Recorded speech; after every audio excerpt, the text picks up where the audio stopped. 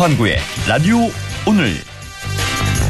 여러분 안녕하십니까, 허환구입니다. 21대 국회의원 선거가 끝이 나고 이제 새로운 결과가 우리 앞에 놓였습니다. 전체 결과를 보면 집권 여당의 역대급 압승이었습니다. 더불어민주당은 비례정당인 더불어시민당과 합해 180석을 달성했죠.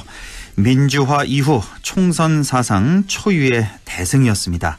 반면에 미래통합당으로서는 103석을 얻는데 그쳐 참패를 인정할 수밖에 없게 됐습니다.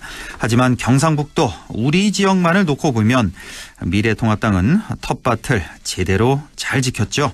한치의 이탈도 없이 경상북도의 모든 선거구에서 여유 있게 미래통합당 후보가 당선이 됐습니다. 여당의 압승, 야당의 참패. 앞으로 정치권에 어떤 변화로 다가오게 될까요? 이겼든 졌든 선거 결과에 나타난 민심을 겸허히 받아들여야겠습니다.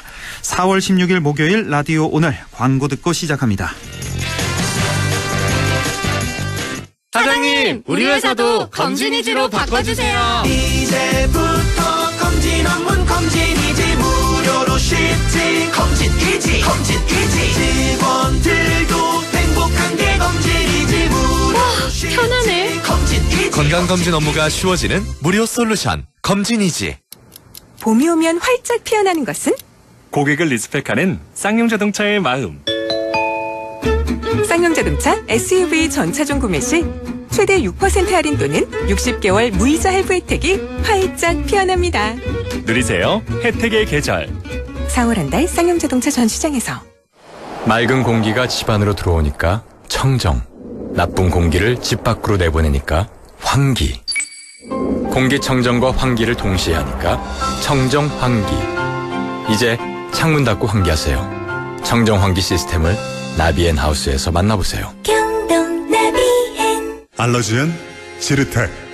훌쩍훌쩍 알러지엔. 간질간질 알러지엔. 애취애취 알러지엔. 알러지엔.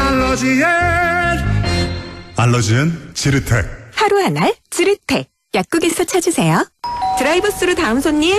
기아차 주세요. 기아차 나왔습니다. 와, 얼마예요? 계산 도와드릴게요. 1년 뒤에. 네? 기아 자동차는 1년 먼저 테이크아웃이 가능합니다. 계산은 내년부터 36개월 저금리 혜택으로. 기아차 희망 플랜 365 프리. 4월 30일까지 세부 내용 홈페이지 참조. 네, 라디오 오늘 목요일 순서 시작합니다. 1부 오늘 깜짝 인터뷰 최영일 시사평론가 잠깐만 먼저 만나보겠고요. 이어서 참 좋은 경제연구소 이인철 소장과 함께하는 시간 시사경제 준비하고 있습니다. 2부 이슈 오늘에서는 21대 총선 영광의 당선인을 만나보겠습니다. 오늘은 안동 예천선거구 미래통합당 김형동 당선인, 그리고 이어서 상주 문경선거구 미래통합당 이미자 당선인을 차례로 연결해서 만나보겠습니다. 그리고 김성수 시사문화평론가와 함께하는 시간이죠. 김성수의 세상 읽기. 오늘은 총선 결과 분석해 보겠습니다. 저희 라디오 오늘 생방송으로 듣지 못하신 분들은 유튜브 허환구의 라디오 오늘 들어가셔서 다시 듣기 하실 수 있습니다. 여러분의 많은 애청 바랍니다. 네, 잠시 인터뷰를 좀 이어가겠습니다. 원래 화요일에 만나 뵙는 분이죠. 최영일 시사평론가 연결되어 있습니다. 안녕하십니까? 네, 안녕하세요. 제가요, 조만간에 돗자리 선물 해드리려고요. 우리 평론가님께 네. 바로 그저께입니다. 총선 바로 전날에 네네. 투표율 얼마 나올 것이냐 여쭤보니까 이렇게 대답하셨습니다. 들어보시죠. 자, 마지막입니다. 단답식으로 총 투표율 몇 % 예상하십니까?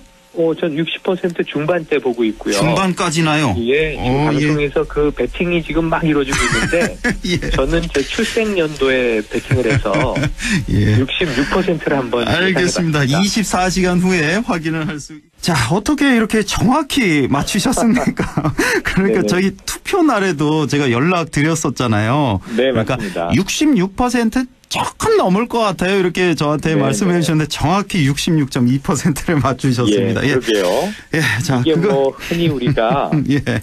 소 뒷걸음질 치다 시작된다 뭐 이런 얘기인데요. 아, 소 뒷걸음질이었습니까? 아니면 어느 정도 근거가 있으셨습니까? 뭐 약간의 근거는 있었죠. 예. 60%는 넘기겠다라고 이제 사실 사전투표 예. 이틀 동안에 26.7%가 좀 놀라운 수치였고요. 그러니까요. 예. 이거는 그냥 분산 효과가 아니라 뭔가 뜨거운 참여 열기가 있는 것이다. 예. 그래서 58%보다는 높아질 거라고 보고 있었어요. 예. 근데 60% 초반대가 아닐까 했는데 사실은 이제 이 코로나19가 예. 부정적으로 작용하지 않겠다 그런 생각이 불현듯 들더라고요. 그렇죠. 예. 그래서 코로나19가 오히려 우리가 방역 선진국으로 우리 국민들의 좀 자부심을 이 뭐 바이러스가 아무리 이 기승을 부려도 네. 이 코로나는 코리아를 이기지 못한다. 이런 이야기를 우리가 많이 했고요. 코로나는 코리아를 예. 이기지 못한다. 예. 또 뭐 국난 극복이 취미인 국민이다. 예. 그러니까 사실 이게 농담이라기보다는 이를 악물고 하는 이야기죠. 그렇죠. 예. 그러다 보니까 이 정도로 우리가 열심히 참여하는 공동체를 위해서 예. 서로 이제 허리띠를 졸라매는 국민들인데 시민들인데 예. 이 정도면 21대 국회는 좀 더 이 품격 높은 국회를 가질 자격이 있는 국민들 아닌가. 그렇죠. 예. 근데 이거는 우리 스스로 결정할 문제이니 저는 이게 의외로 많이 참여하겠다 이런 생각이 들었는데 예. 66은 굳이 이제 마스크 오브제에서 착안해서 예, 제 출생 연도에 맞춰봤던 건데 잘 맞았습니다. 알겠습니다. 예. 네. 자, 잠시 후에 또 김성수 평론가와 이 총선 자세히 분석해 볼 텐데요. 자, 오늘만큼은 우리 최영일 평론가님께 이 총선 분석을 꼭 좀 듣고 싶어서요. 네. 1분으로 축약해서 한 말씀만 좀 네네. 들어보겠습니다. 짧게 오늘은. 예. 예, 그러니까 이 정부 여당이 국난을 극복하는데 국민들은 힘을 보태겠다. 예. 다만 오만하지 말고 열심히 국민을 위해서 일해달라 이런 메시지와 함께 지금 이 정부 비판론 또 이 정권 심판론을 계속 들고 나왔던 야당이 그러면 당신들은 대안이 있느냐. 지금 사실은 이 보수 통합이라는 이름을 썼지만 계속 이제 탄핵 이후에 어찌 보면은 면피하고 본질을 회피해왔던 보수에게 이 국민들이 돌직구를 날린 셈입니다. 네. 바닥부터 개혁하라. 이것이 이제 보수 야당에게 이제 국민이 내린 심판이자 명령인 것 같고요. 예. 사실은 빨리 차기 대선이 2년 후인데 보수가 지금부터 자기 성찰을 통해서 거듭나기를 바라는 예. 국민의 또 엄준한 회초리가 아니겠나 생각을 해봅니다. 알겠습니다. 예, 오늘 갑작스럽게 연락드렸는데 이렇게 네. 방송해 주셔서 고맙습니다. 다음 주에 또 뵙겠습니다. 고맙습니다. 네, 고맙습니다. 네, 지금까지 최영일 시사평론가였습니다.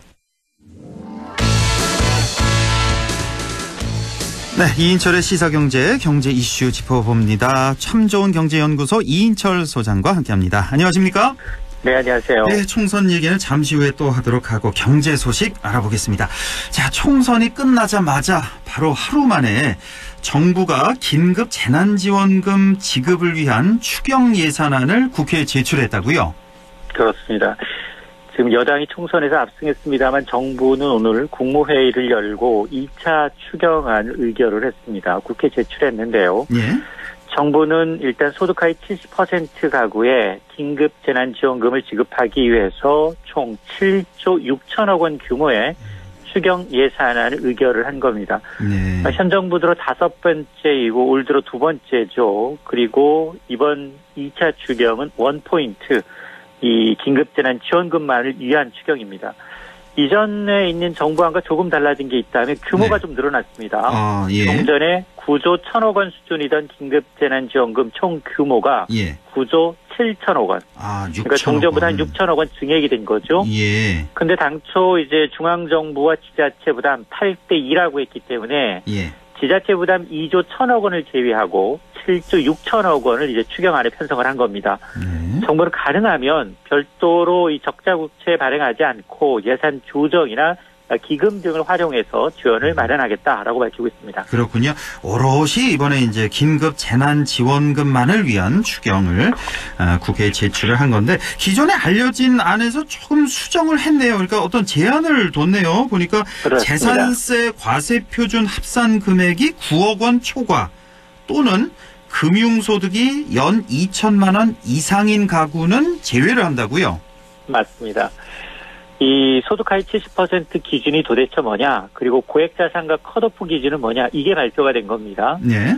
일단 대상인 소득하위 70% 이하 가구는 478만 가구, 78만 가구 정도가 좀 늘어났죠. 그렇네요. 예. 거기다 이제 고액 자산가의 컷오프 기준도 말씀하신 것처럼 재산세, 이 과세 표준 합산 금액이 9억 원 이상이거나 금융소득이 연간 2천만 원 이상인 가구는 제외하겠다라는 건데 여기서요.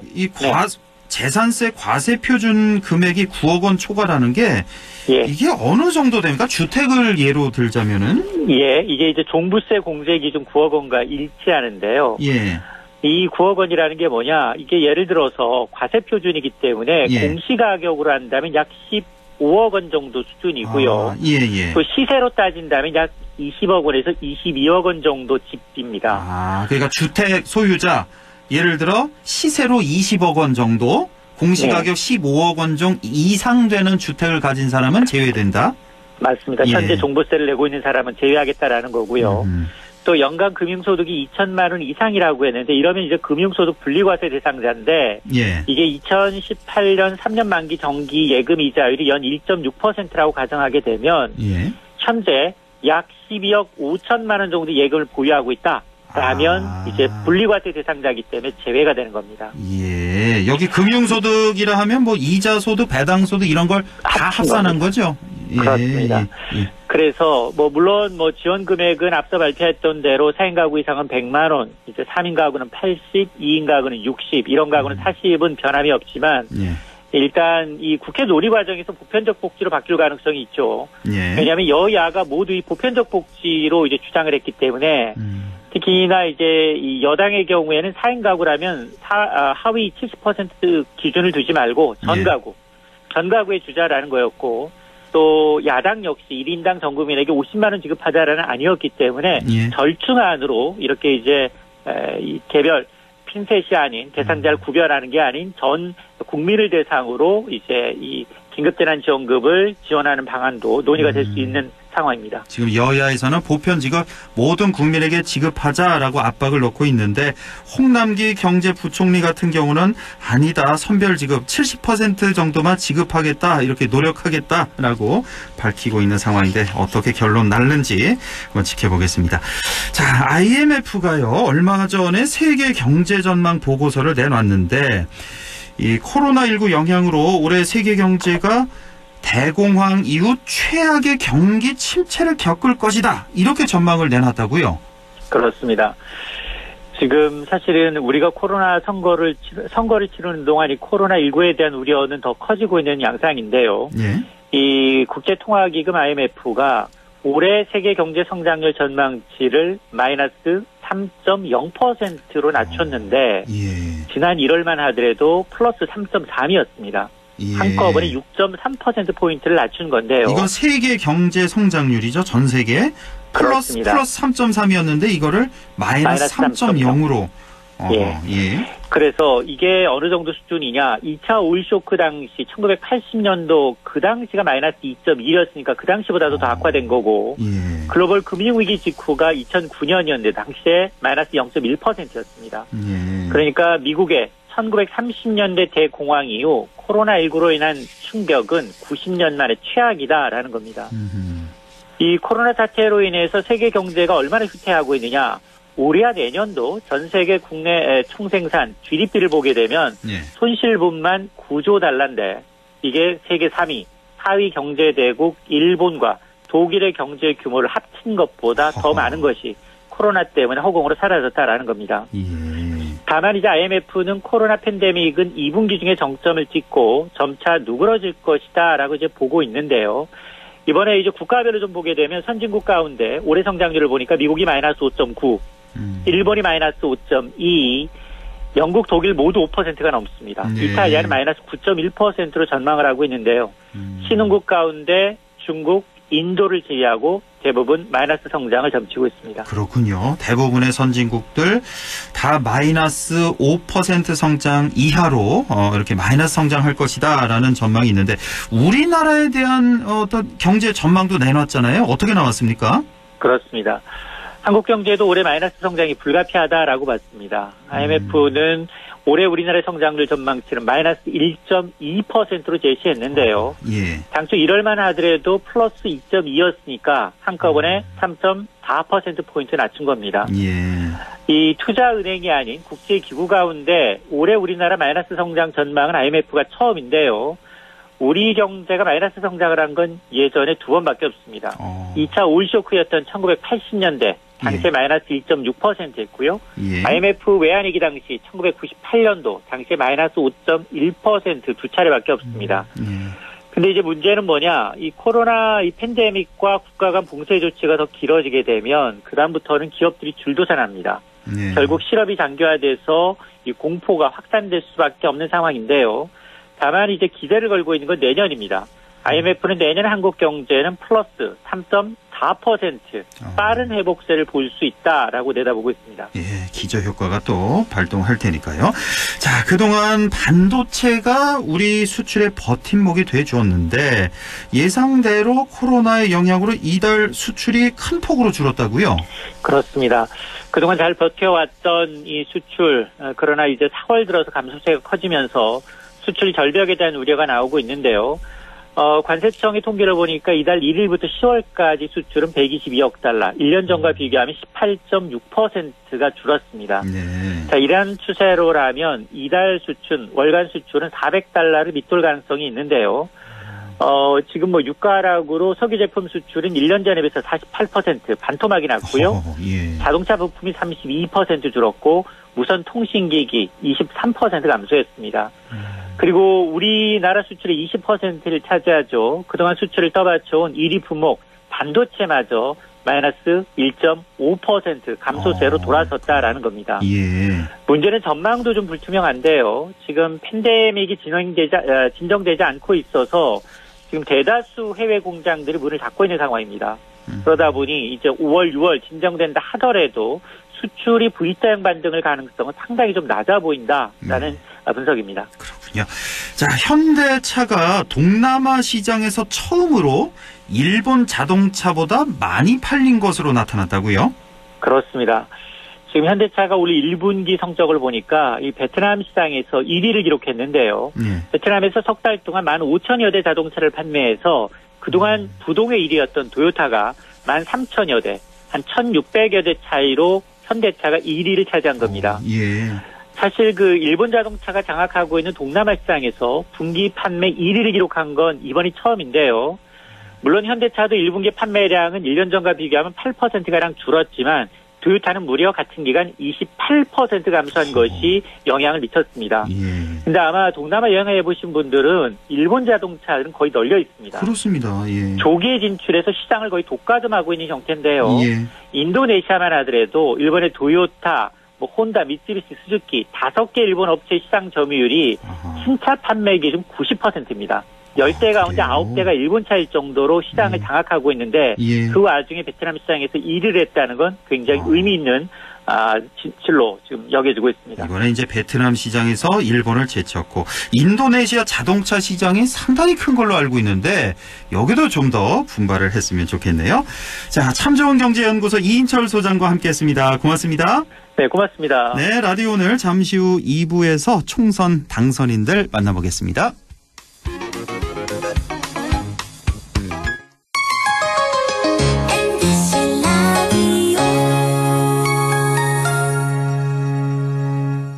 세계 최대의 유통회사가 어디죠? 월마트. 그럼 월마트가 중수도시의 작은 회사로 출발한 것도 아세요? 물론이죠. 여기에 미래를 열어가는 우리 지역의 유통회사가 있습니다. 어디죠? 바로 마음을 전해주는 곳 하나가 홈마트가 고객 곁에 있습니다. 바로 고객님의 손으로 키워주신 곳입니다. 고객의 믿음으로 크는 회사 하나가 홈마트. 함께해요.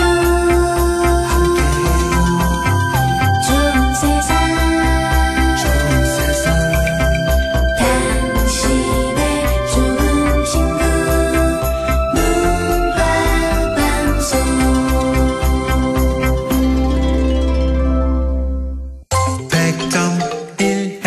라디오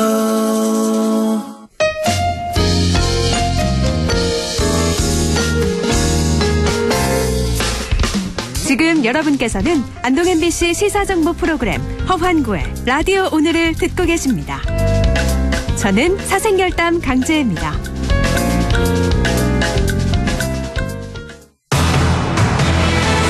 네, 라디오 오늘 이슈 오늘 시작합니다. 6시 25분 7초 지나고 있네요. 21대 총선 영광의 당선인 만나보도록 하겠습니다. 먼저 안동 예천 선거구 미래통합당 김형동 국회의원 당선인 만나보겠습니다. 안녕하십니까? 예, 안녕하세요. 미래통합당 김형동 당선인입니다. 예, 먼저 축하드립니다. 예, 자, 감사합니다. 예, 정말 어렵게 힘겹게 국회의원에 당선이 되셨는데 그동안 많이 힘드셨죠? 소감이 어떠신지요? 선거운동 과정에서 많은 유권자들, 특히 예천 안동 시군민들 많이 만났습니다. 네. 운동 과정에서 특히 예천 같은 경우에는 코로나가 또 확산이 되고 해서 매우 죄송스럽고 송구스러운 마음으로 선거운동에 임했었습니다. 그렇죠. 예. 사실 우리 지역에서 김영동 당선인 같은 경우는 47.1%를 얻었는데 네. 미래통합당 당선인들 중에 그렇게 높은 수치는 아니에요. 그게 뭐 다른 또 유력 후보들도 또 많이 나왔으니까 그런 이유도 있지만 이 지금 이번에 선거 결과 어떻게 분석하고 계십니까? 예. 예천 안동 시군민들이 바라는 목표는 하나였던 것 같습니다. 이 무능하고 경제를 나락으로 떨어뜨린 이 문재인 정권을 심판해달라. 그리고 지역 경제가 코로나 사태로 너무 어렵다. 그래서 이 먹고 사는 문제를 반드시 해결해달라. 이런 요구가 있었고 저도 그런 요구를 받아서 제 공약이나 약속을 시군민들에게 드렸다. 그런 부분이 시군민들에게 많은 호소를 동의를 얻은 게 아닌가 그렇게 생각합니다. 예, 이번에 당선이 되셔서 매우 기쁜 마음도 있겠지만 또 한편으로는 상당한 책임감, 부담도 좀 느끼실 것 같은데 앞으로도 많은 일을 또 하셔야 되잖아요. 네, 우리 그렇습니다. 지역 발전을 위해서 그리고 우리 국가 발전을 위해서 어떤 일을 하실 생각이십니까?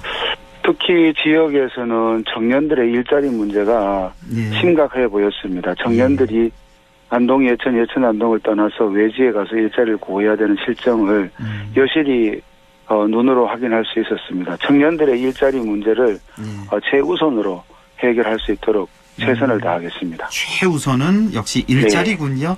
일자리 특히. 지역 일자리가 빨리 많이 신속히 만들어진다는 것을 절감했습니다. 예.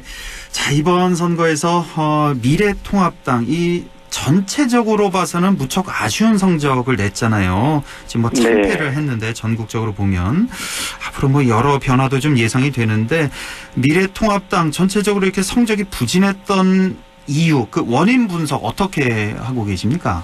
네, 아직까지 이 부분에 대해서 제가 정확하게 분석할 만한 능력이나 여지나 시간은 없었습니다만은 어떤 선거운동에 있어서 기조라 그럴까요? 캠페인을 조금 더 면밀하게 했었으면 어땠을까 싶습니다. 특히 이 먹고 사는 문제가 아마 우리 역사가 대한민국이 세워진 이래로 가장 힘들다 이렇게 다들 얘기하는데 이 먹고 사는 문제를 책임지지 못하는 무능한 정권을 심판해달라 라고 더 강력하게 얘기했다 그러면 경북 지역처럼 다른 수도권 지역에서도 이와 같은 결과는 아니었지 않겠는가 그렇게 조심스럽게 진단을 해봅니다. 어떻습니까? 우리 국민들이 뭐 정권 심판보다는 어떤 그 야당의 발목 잡기에 대한 피로감이라고나 할까? 그러니까 정부 여당에 무조건 반대만 하지 말고 그러니까 비판할 건 비판하고 견제할 건 아주 날카롭게 하되 민생을 위한 길이라면 좀 발벗고 좀 나서서 도와주는 이런 모습을 좀 원하는 건 아닐까요? 우리 국민들이? 뭐 코로나19 사태에서 보면 저희 통합당이 정부보다 더 적극적인 안을 제안했던 것도 사실입니다. 그런데 전체적으로 이 구도 싸움에 있어서 먹고 사는 문제를 좀 더 강조하고 경제 실패에 대한 부분도 조금 더 얘기를 했었다 그러면 보다시피 1, 2% 차이로 이 1, 2등이 당선과 낙선이 갈리는 지역이 상당히 많았습니다. 그렇다 그러면 이 부분에 대한 것을 보다 강조했다 그러면 유권자들의 생각도 이 정권에 맡겨서는 안 되는구나. 나의 먹고 사는 문제가 가족의 생계가 계속 어려워지겠구나라는 것이 분명하게 각인되는 상태에서 투표장에 들어갔다 그러면 어땠을까. 참 아쉬움이 많이 남는 선거입니다. 그렇죠. 예, 향후에 이제 국회에 들어가시면 초선 의원으로서 활동하시게 될 텐데 당내에서는 어떤 역할을 하고 싶으세요? 예, 아직까지 주어진 역할에 대한 분명한 고민까지는 안 해봤습니다. 제일 우선적인 것은 예천 안동의 유권자들 전체 시민들과 국민들의 의지와 뜻을 함께 모으고 그 뜻이 무엇인지를 분명하게 받아들이는 게 우선이라고 보고요. 또 중요한 것은 예천 지역의 코로나가 확산 일로에 있습니다.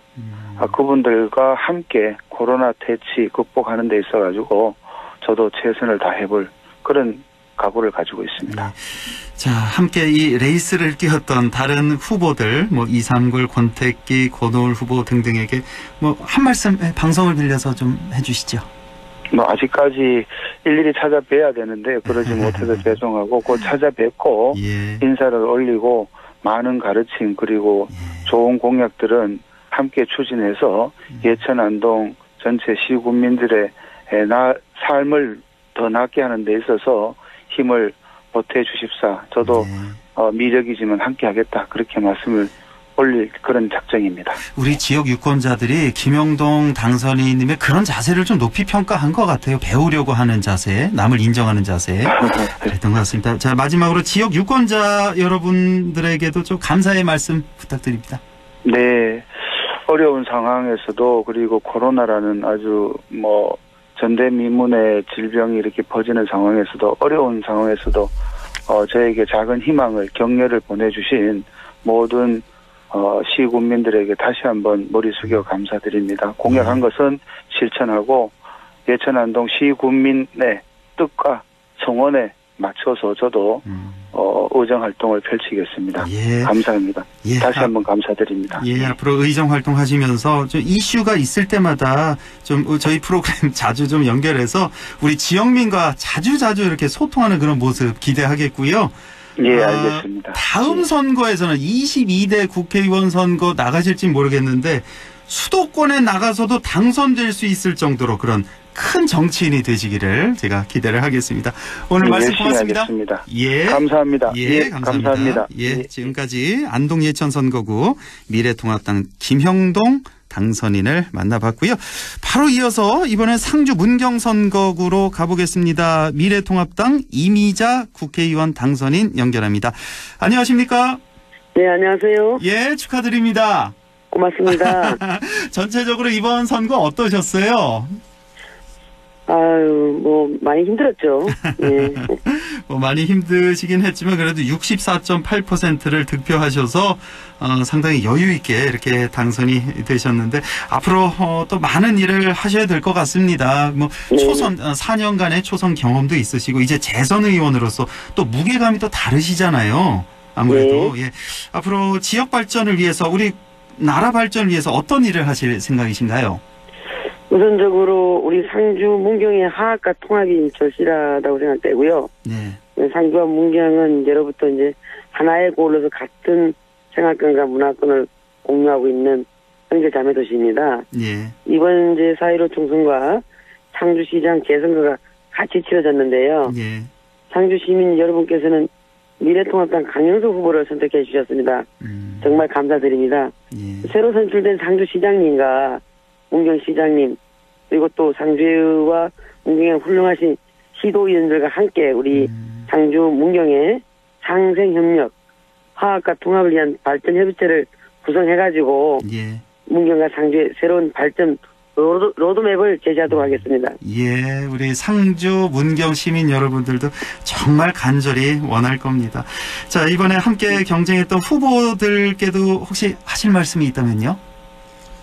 저와 경쟁했던 정용훈, 이한성 후보님께서도 정말 고생이 많으셨다는 말씀과 함께 깊은 존경과 경의를 표합니다. 더불어민주당 정용훈 후보님은 우리 그 상주 토박이거든요. 정말 많은 분들에게 좋은 평가를 받고 계시는 훌륭한 분이십니다. 후보로서 경쟁하기 이전에부터 저하고는 좀 잦은 소통과 교감이 있었어요. 따뜻한 마음과 선한 인상도 아주 인분도 훌륭하신 분입니다. 그래서 이번에 이제 선관위 주관한 방송 토론을 통해서 정책적으로 또 내공이 상당하더라고요. 아, 예. 그다음 뭐 이한성 후보도 그 검사장까지 역임하시고 국회의원을 2번이나 지내신 분 아니겠어요? 그렇죠. 예. 참 베테랑이시죠. 이런 분들과 함께 제가 경쟁했다는 자체에 뿌듯하고요.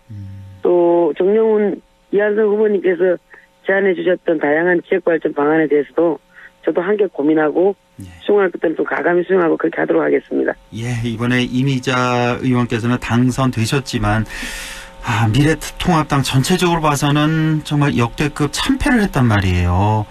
좀 분석을 좀 해주시겠어요? 왜 이렇게 미래통합당이 이렇게 힘들었나? 전체적으로.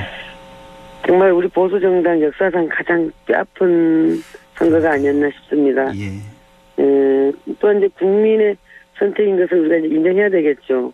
아마도 제가 판단하기에는 야당도 새롭게 변화라는 국민의 명령이라고 생각합니다. 결과를 이제 겸허히 수용하고 지나간 시간을 되돌아보면서 잘못한 점이 있는 것은 좀 반성하고 부족한 점을 좀 채우라는 게 아니겠나 싶기도 하고요. 어쨌든 국민들의 생각과 국민들의 눈은 뺏었다는 것을 다시 한번 느끼게 한 선거였습니다. 그렇죠. 예. 자, 지난 4년간의 의정 활동이 아주 큰 경험, 힘이 될 텐데 향후에 그 당내에 들어가서는 그러니까 다른 초선하고도 또 다른 무게감이 있을 것 같은데요. 어떤 역할을 하고 싶으세요? 지금 제가 알기로는 여성 의원들은 김정재 의원님하고 저하고 이제 둘이만 재선이고, 그래요? 나머지는 다 이제 지역구는 초선 둘, 뒤에가 한 10명 들어오시는 걸로 알고 있는데, 초선이 지역구 6명이던가, 총 합해서 18명으로 알고 있는데, 아마도 이제 여성 의원들 중에서는 재선 의원으로서 굉장히 무게감이 크게 다가옵니다. 그래서 뭐 당에서 어떤 역할을 하겠다기보다는 당에서 어떤 역할이 주어지면 그 역할에 최선을 다해서 다시 우리 보수 자유 우파가 다시 부활할 수 있도록 최선을 다하겠습니다. 예. 자, 끝으로 우리 유권자 여러분들께 감사의 말씀 부탁드립니다. 예, 사랑하는 상주 문경 상주 시민 여러분, 저 이미자를 믿어주시고 지지해주신 주민 여러분께 진심으로 감사드립니다. 참으로 어깨가 무겁습니다. 우리 지역에는 지금 해결해야 할 숙제도 너무나도 많습니다. 이러한 과제들을 제가 하나하나 차근차근 해결해 나갈 수 있도록 아낌없는 성원과 격려 부탁드리겠습니다. 여러분께서 보내주신 따끔한 질책도 겸허히 받아들이고 바꿔나가도록 하겠습니다. 존경하는 우리 상주 문경 시민 여러분, 존경하고 항상 노력하는 이미자가 되도록 하겠습니다. 예. 자, 다시 한번 축하드리고요. 앞으로 지역에 이슈 있을 때마다 저희 방송을 통해서 지역민과 좀 자주 소통해 주시기 바랍니다. 고맙습니다. 네, 알겠습니다. 예, 고맙습니다. 예. 자, 지금까지 상주 문경 선거구 미래통합당 이미자 당선인과 얘기 나눠봤습니다. 네, 김성수의 세상 읽기 시작합니다. 오늘은 21대 총선에 대한 얘기 해보겠습니다. 오늘도 김성수 문화평론가와 함께하죠. 평론가님 안녕하십니까? 안녕하세요. 김성수입니다. 예, 먼저 21대 국회의원 선거 결과. 자, 제가 잠깐 좀 설명을 해드리죠.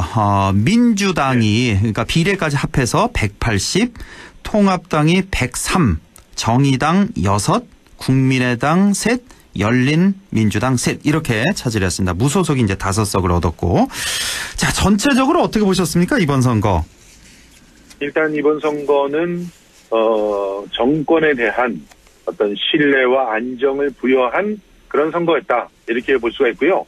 실제로 이제 코로나19 위기를 잘 대응한 그런 정부에 대해서 이제 의회 권력까지 이렇게 부여를 하면서 남은 임기 동안 확실하게 개혁 과제들을 마무리해라 하는 그런 응원이다, 이렇게 볼 수가 있겠습니다. 이번 선거에 미래통합당은 정권 심판론을 내세웠는데 제대로 먹힐 수가 없었고요. 어떻게 보면은 코로나19에 대한 대응을 외신들이 아주 극찬을 하면서 애초에 그 정권 심판론 자체가 작동하지 못하는 그런 상황들을 만들었고요. 그 상황 속에서 미래통합당이 공천에 실패를 하고 또 막말을 후보들이 막 쏟아내면서 어떻게 보면 자충수에 빠져버린 그런 상황들 때문에 스스로 자멸한 그런 선거였다라고 이렇게 볼 수도 있겠습니다. 예. 이제 이 와중에 이제 선거 막판에 가서 이제 네거티브가 뭐 득세를 하고, 그리고 사실은 언론과 검찰 측에서 좀 사실 편파적인 그런 어떤 개입을 하게 되면서 이제 보수 측의 표가 막판에 결집이 되는 그런 모습들이 좀 있었어요. 네. 네, 그렇게 되면서 대구, 경북, 그리고 강남, 서울 수도권에서의 강남 이쪽이 이제 미래통합당 쪽으로 이제 넘어갔죠. 예. 그렇게 되면서 확연한 그 양극화 현상, 그리고 지역화 현상이 이제 보여진 그런 선거였다. 이렇게 예. 정리할 수가 있겠습니다. 민주당의 완승, 통합당의 완패, 뭐 여러 가지 통합당 입장에서 원인이 있겠습니다만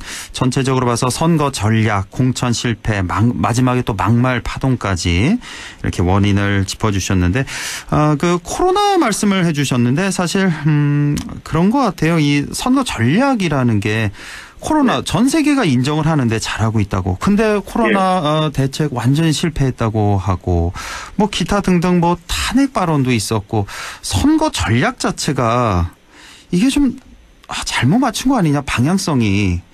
그런 맞습니다. 생각이 좀 듭니다. 예. 이번에 이제 사전 투표가 엄청난 그런 투표율이 나왔잖아요. 예.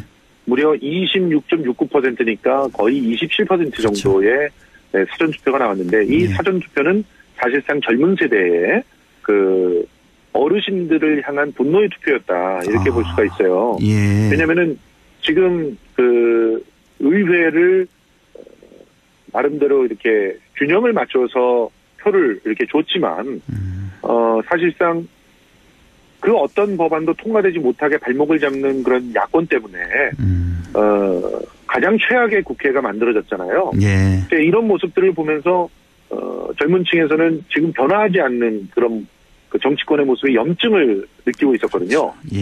그런데 이제 선거 국면이 치달아가면서 막판까지도 계속 이렇게 그 파행을 거듭하는 그런 모습들을 보게 된 거예요. 예. 이러다 보니까 4년 뒤도 똑같을 건가, 이 부분에 대해서 굉장히 큰 불신들을 갖게 됐다. 그래서 이제 사전 투표에서는 이러한 분노의 투표들이 특히나 2040 중심으로 몰려들었다라고 한다면 이렇게 젊은 층들이 투표에 나서니까 이제 어르신들이라든가 보수표들이 결집할 수밖에 없는 그런 상황들이 만들어졌죠. 그렇게 되면서 본투표에서는 상대적으로 안정을 추구하는 그런 투표들이 몰렸다. 이게 이제 결과적으로는 지역이 이제 양쪽으로 나뉘는 그런 결과를 낳게 된 가장 큰 원인이었다고 볼 수 있겠는데, 이렇게 되다 보니까 실제로는 이 표심을 해석하는 게 또 제각각이 되었단 말이죠. 예.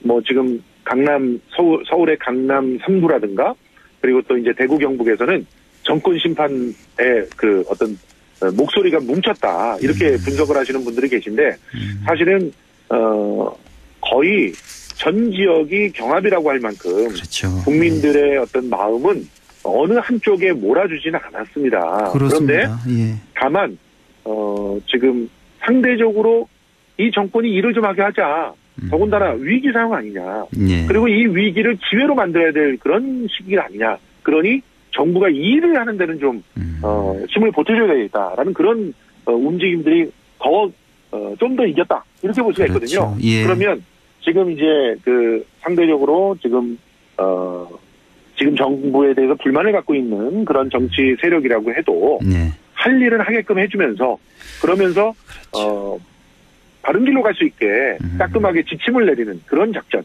그러니까 견제의 어떤 정치, 이런 것들로 좀 집중을 해줘야 되지 않을까, 그런 생각이 그렇습니다. 들었습니다. 말씀하신 대로 정말 미래통합당 입장에서는 선택과 집중을 좀 했어야 되는데, 그러니까 정부 여당의 실책에 대해서는 정말 따끔하고 날카롭게 비판을 하되, 견제를 하되, 밀어줄 건 밀어주고, 우리 국민을 보고 민생을 보고 합의해 줄 건 해줘야 되는데 무조건 다 발목을 잡기 때문에 거기에 좀 염증을 느낀 그런 국민들이 많이 계셨던 것 같고.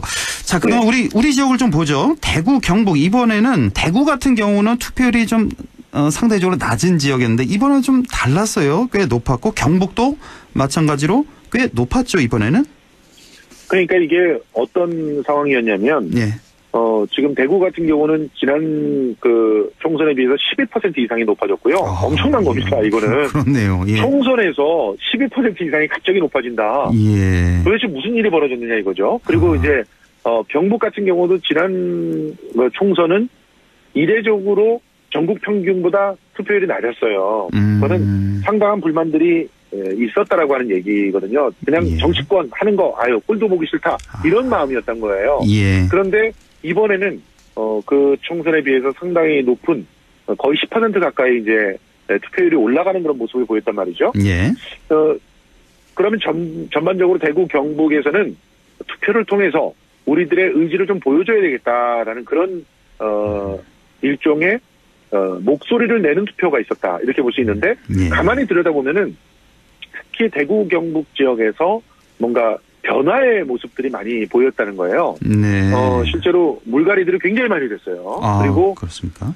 예, 지금 뭐 대구 같은 경우 수성각 같은 경우는 주호영 서로 예. 주호영, 김부겸 이렇게 서로 이제 대선급 인사들이 맞붙는 그런 모습들을 보였죠. 예. 그러다 보니까 역대 최대의 그런 어떤 투표율이 이제 만들어지기도 했습니다. 예. 그리고 바로 그 수성을 같은 경우도 홍준표 후보의 부활이 지금 있었단 말이에요. 예. 이렇게 어떤 면에서는 힘을 실어줄 곳에 힘을 실어주면서 변화를 또 그 안에서 갈망하는 그런 호흡들이 보였다.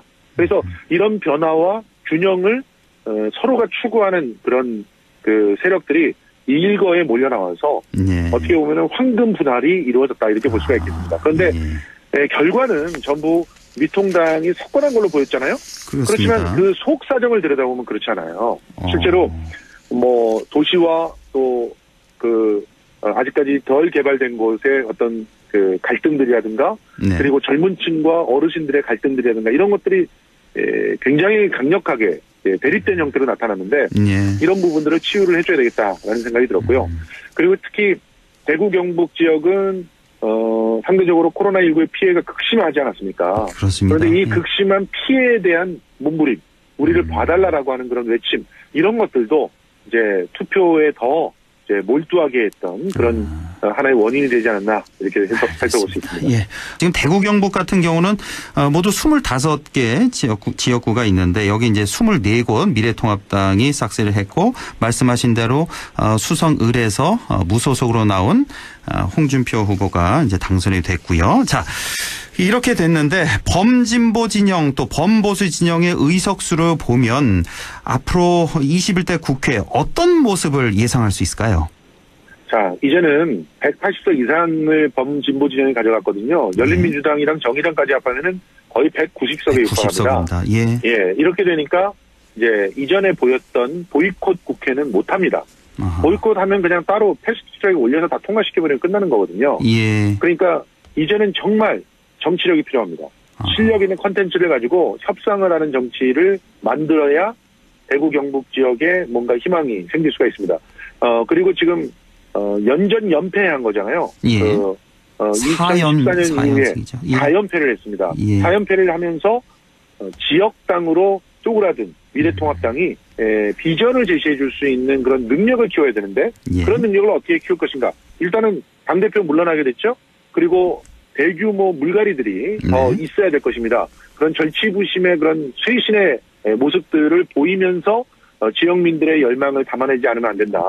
그런 열망들을 어떻게 담아낼 것인지를 지켜봐야 될 것 같습니다. 이번에 통합당에서 대선 주자급이라고 하는 정말 힘이 있고 많이 알려진 그런 분들이 거의 다 낙선을 했기 때문에 좀 더 완벽한 그런 쇄신 작업이 좀 필요할 것 같고 민주당 같은 경우도 이번에 워낙 많은 의석을 차지했기 때문에 자칫 오만해질 수 있는데 이것도 경계해야 되겠고 또 야당에 대한 어떤 자세라든지 좀 더 좀 배려하는 존중하는 모습 이런 모습도 좀 보여줘야 될 것 같고요. 자, 마지막 질문이 되겠는데 자, 이렇게 말씀하신 대로 우리 사회 정치적 양극화의 모습 더욱더 확실하게 드러났다는 생각이 드는데 총선 이후에 남은 과제 어떤 것들이 있을까요?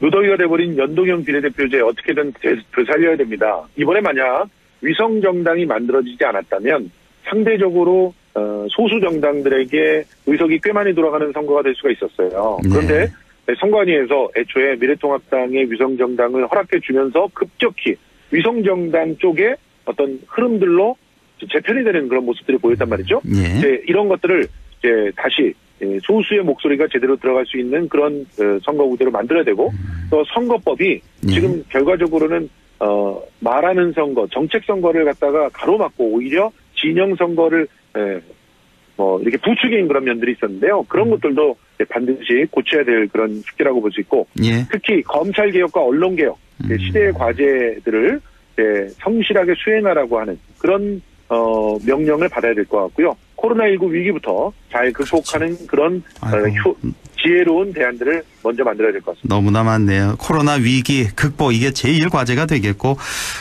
그리고 나서 이제 선거법 완벽하게 좀 다시 한번 개정을 해야 되겠고 검찰 개혁, 언론 개혁까지 그리고 스스로를 좀 개혁하는 국회 개혁까지도 좀 기대를 해보겠습니다. 지금까지 김성수 문화평론가와 함께했습니다. 고맙습니다. 고맙습니다. 예, 우리 지역 날씨 알아보죠. 김도현 캐스터 전해주세요. 네, 나라의 중요한 행사를 보내고 나니까 다시 새로운 시작이 펼쳐지는 느낌입니다. 오늘은 올해 들어서 가장 따뜻한 날씨였는데요. 산맥을 타고 뜨겁게 달궈진 동풍이 불어와서 그랬습니다. 이렇게 날씨도 갑자기 여름으로 들어선 듯 껑충 오른 기온이 많이 오른 하루였는데요. 이번 성급한 더위는 내일 전국에 비가 내리면서 한풀 꺾이겠습니다. 오늘 밤들어 차차 흐려지겠고 내일 새벽 서쪽을 시작으로 비가 내리겠습니다. 내일 출근길 무렵이면 대부분 지역으로 비가 확대되기 때문에 우산 꼭 챙겨주셔야 되겠고요. 비가 내리면서 기온은 좀 떨어지면서 다소 쌀쌀해지겠습니다.